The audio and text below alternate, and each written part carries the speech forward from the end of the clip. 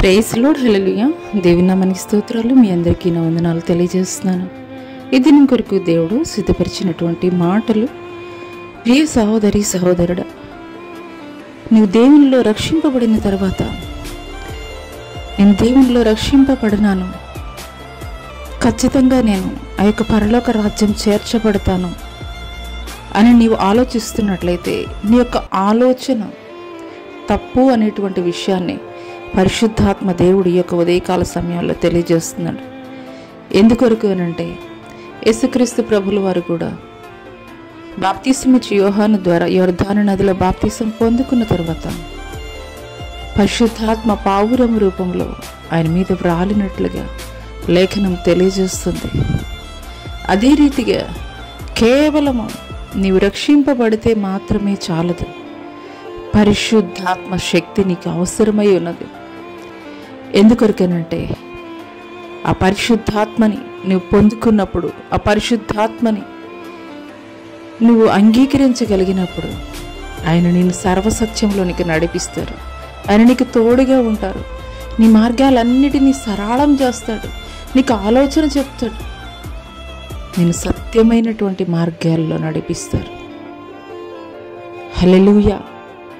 ఈ మాటలు వింటున్నటువంటి ప్రియ నేస్తమా, నూతన నిబంధన గ్రంథంలో యేసుక్రీస్తు ప్రభుల వారు ఏ రీతిగా ఆయన బాప్తిసం పొందుకున్న తర్వాత పరిశుద్ధాత్మని పొందుకున్నారో, అదే రీతిగా ఆయన శిష్యులైనటువంటి వారు, భక్తులు కూడాను అదే రీతిగా బాప్తిస అనుభవం మాత్రమే కాదు, పరిశుద్ధాత్మని కూడా పొందుకున్నటువంటి వారిగా ఉన్నారు.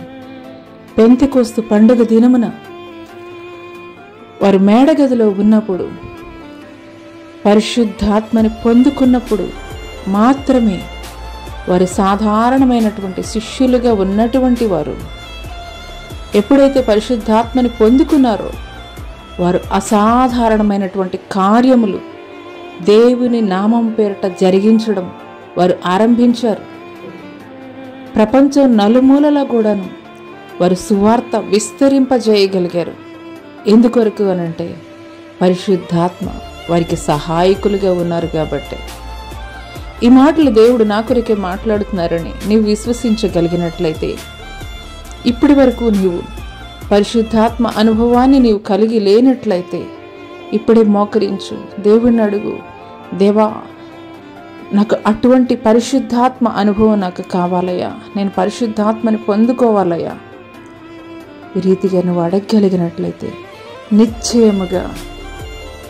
నిశ్చయముగా ఆయన అడిగినటువంటి ప్రతి వారికి ధారాళముగా దయచేయగలిగినటువంటి దేవుడు. ఖచ్చితంగా పరిశుద్ధాత్మ నీలో ఉన్నప్పుడు ఆయన నిన్ను సర్వసత్యంలోనికి నడిపిస్తారు. ఆయన రాకడ సమయంలో మధ్యాకాశంలోనికి కొనుపడే యేసుక్రీస్తు వారి చేతులకి నిన్ను అప్పగిస్తారు. అట్టి కృప దేవుడు నీకు దయచేయునుగాక. ఆమేన్.